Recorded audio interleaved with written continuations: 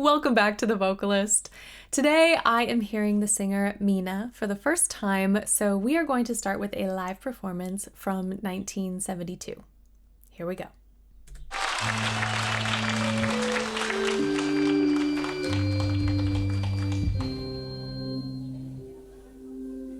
Che non si muore per amore,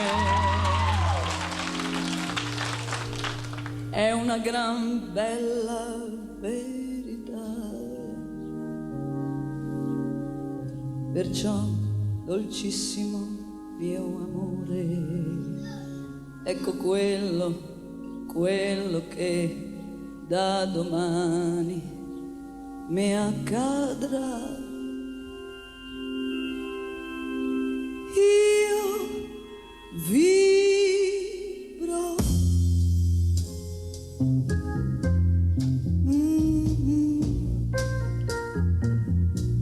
senza te,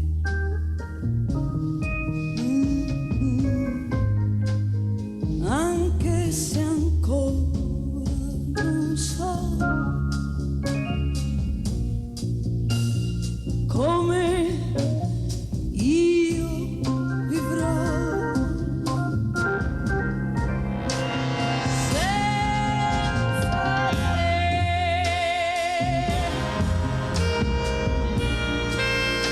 Io senza te sola continuerò e dormirò, mi sveglierò, camminerò,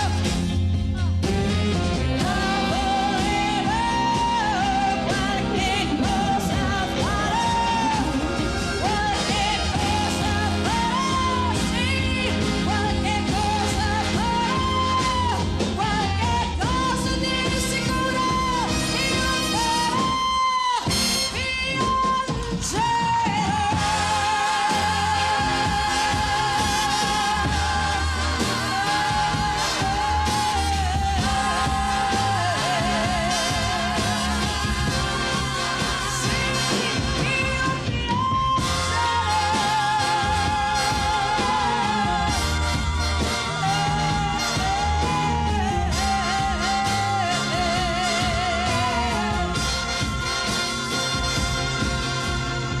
Okay.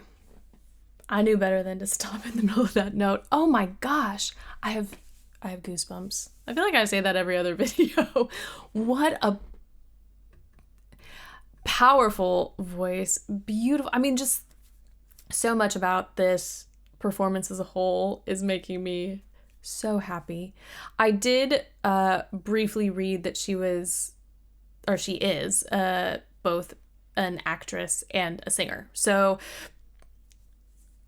we'll probably get into that just a little bit. Yeah, we'll get into it.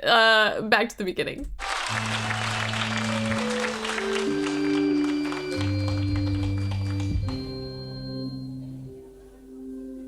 che non si muore per amore,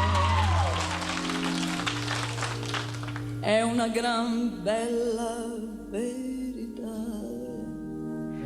This opening, oh my goodness. I love how speech-like it is. I love the inflection we're getting. It's just so powerful. I'm so mesmerized by this performance. I'm having a hard time gathering my thoughts. I'm gonna listen to that again. Amore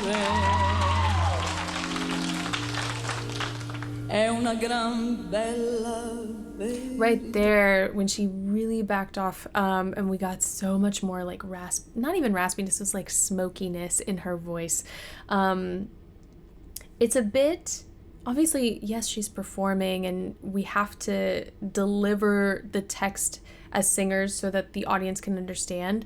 But part of what draws in an audience is like that internal dialogue that also happens in a performance. And I think she's just captured that so beautifully.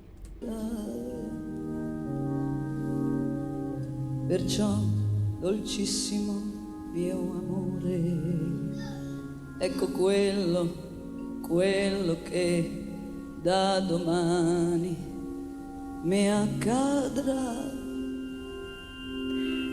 Now, that alone, I didn't know where this was gonna go. I don't know that I anticipated the fullness and the power and the strength in her mix that we hear later on in the song, just because there seems to be sort of a trend. Not even a trend. I don't know. It's some singers who focus so much more on text or lyrics and storytelling. I don't know that they always embrace opportunities to show off vocally, and there's no right or wrong. It was a surprise to hear what came next, and so that I think made this moment that much more impactful for me because of like the intimacy in her delivery. It was just so touching and so captivating. Io vivrò.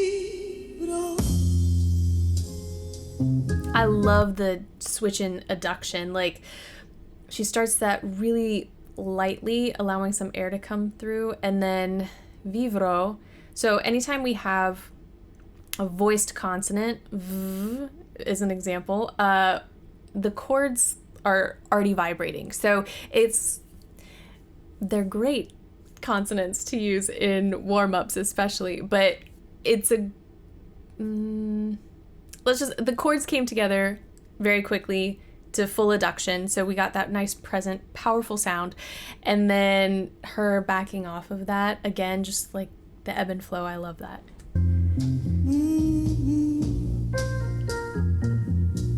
Senza te.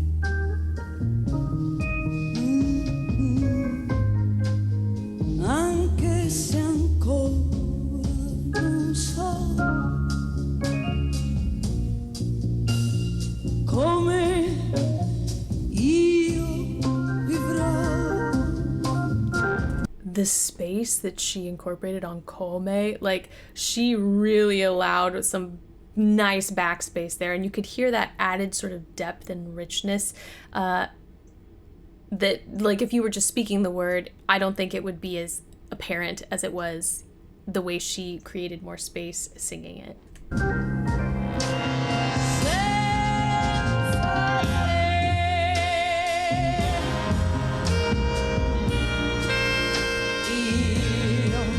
Senza te, sola continuerò e dormirò, mi sveglierò, camminerò, lavorerò, qualche cosa farò, qualche cosa farò, sì, qualche cosa farò, qualche cosa di sicuro io farò, piangerò.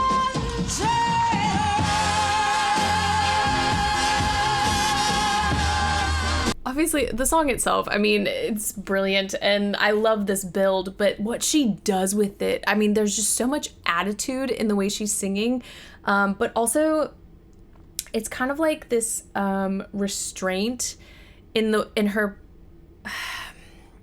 just in her delivery, like letting those O's at the ends of these words kind of just fall off, and the way she gets back into the line every time, it's just, I'm here for it. I'm here for the journey, for the ride. We're gonna listen to that again. Mi sveglierò, camminerò. Like, there, I love that we're getting full rests between these lines, and that's what makes it feel maybe a little bit more restrained, maybe even a little more casual, but not casual in the sense that she's not invested in the delivery, but casual in the sense like I don't know, just maybe the attitude, like, I could care less. You know, that sort of presentation when you're singing. I don't know how to put a finger on it. There's just this calm, cool elegance that she just, oh, and it's so powerful. It's so powerful to watch. Continuerò e dormirò, mi sveglierò, camminerò, lavorerò, qualche cosa farò, qualche cosa farò, sì, qualche cosa farò, qualche cosa di sicuro io farò,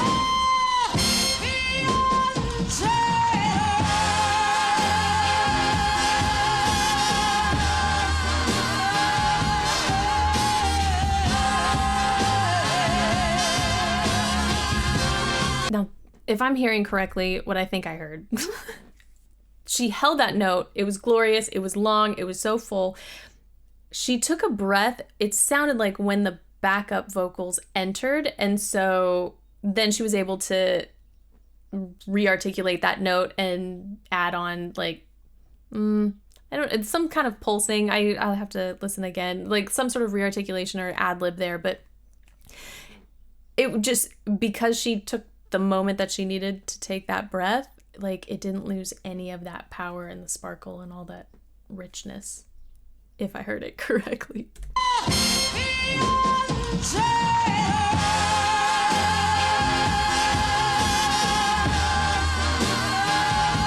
Right there.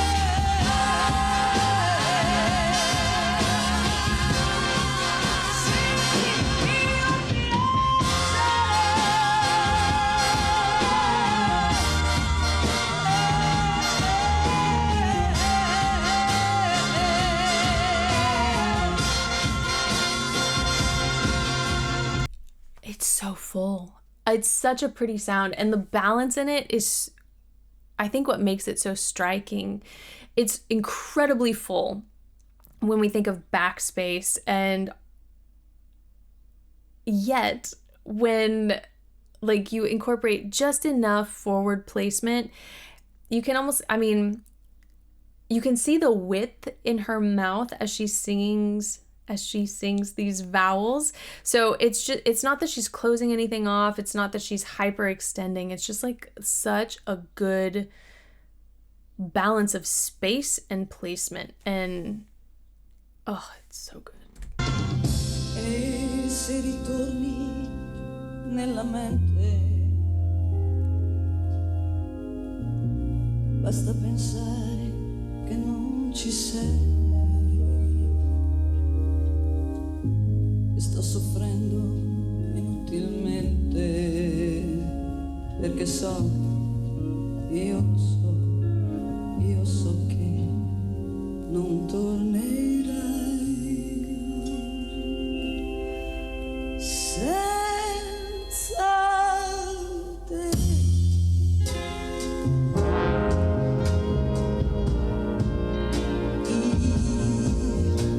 Senza te. Sola continuerò.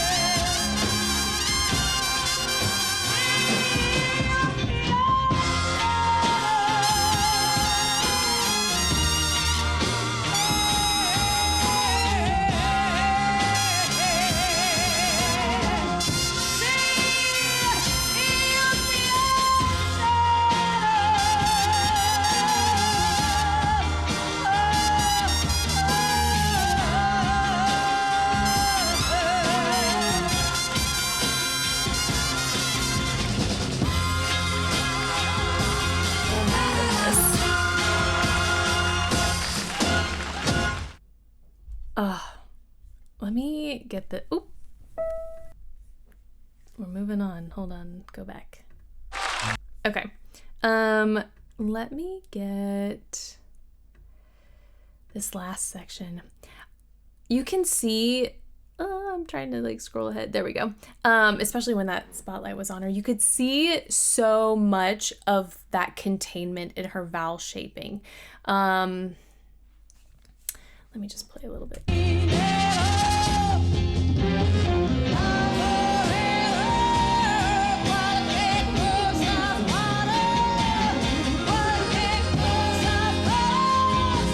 Like, it goes so tall, whereas so many singers would spread a lot more than what she's doing. And I just think a lot of that is helping her with like the power we're hearing. That containment is helping to kind of funnel the air in a very specific way.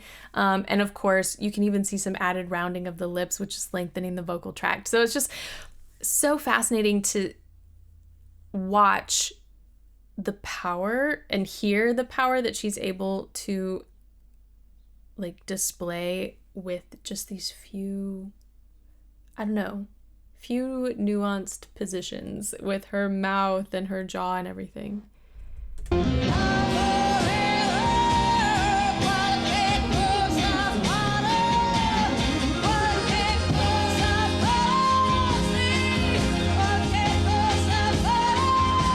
Like, that top note is such a pretty mix.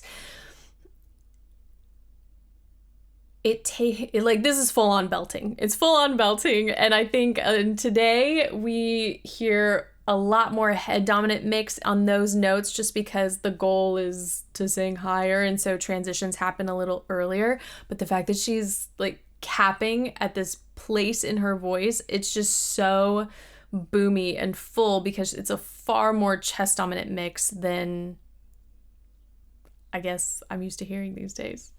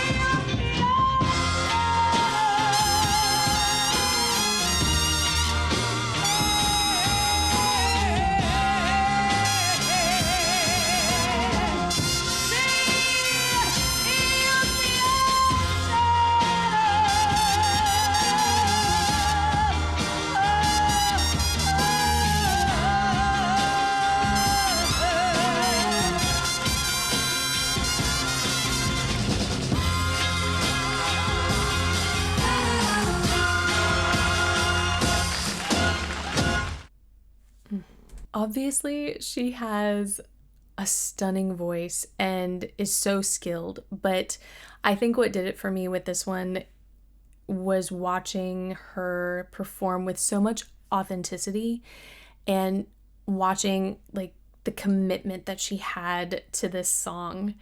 And that's why I wanted to briefly touch on the fact that she's an actress, because we see a lot of crossover in the arts, whether sometimes it's, you know, actors and singers. There's also dancers involved. There are a lot of musicians, etc., who will perform in different capacities.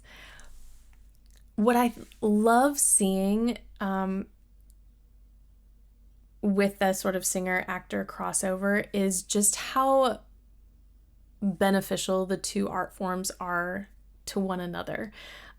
With singing, you learn a lot about your voice and control and breath and how even tension can sort of aid or hurt you in a performance. And so you get all of that and you can use that in acting. But on the flip side, now, let me say, I am aware there are a lot of different acting techniques. So this won't apply to everyone because some people don't use certain acting techniques. But when a performer draws from something that's authentic and that is honest and is real,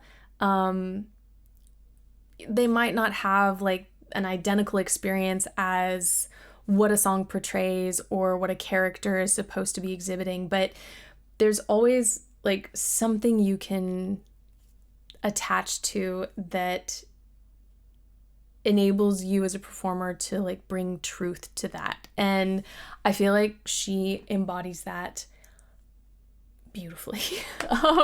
It's so captivating. I think the one thing that made me sad watching this is knowing that not everyone got to see the close-up that we did. You know, they didn't get to see every single like facial expression, but then, you know, she, I imagine, has like really beautiful gestures that help to communicate in a bigger space like this. But her, yeah, it was just so, I don't know, convincing in the best way. Like, not convincing like she was trying to pull one over on us, but like convincing because like I believed the performance, and those are just such special moments for me. So I'm gonna stop talking now. That's it for today. Thank you guys so much for this recommendation and for watching with me, and hopefully I will see you next time.